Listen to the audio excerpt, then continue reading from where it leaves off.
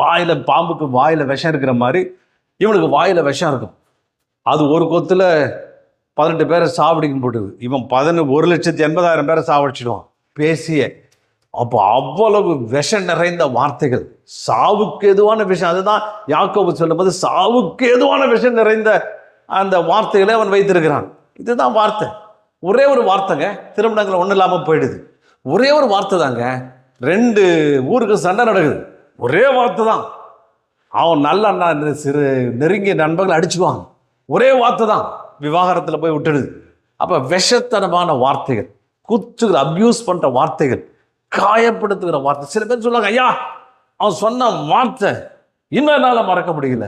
25 வருஷம் ஆச்சு, மறக்கவே முடியல, இன்னும் மனசில் உறுத்திக்கிட்டே இருக்குது அப்படின்னு. ஒரு மாதம் சொன்னாங்க, என் புருஷன் திட்டுக்கு 6 மாதம் படுக்கை விட்டு எழுந்திருக்க முடியல, அவ்வளவு கேவலமான வார்த்தை.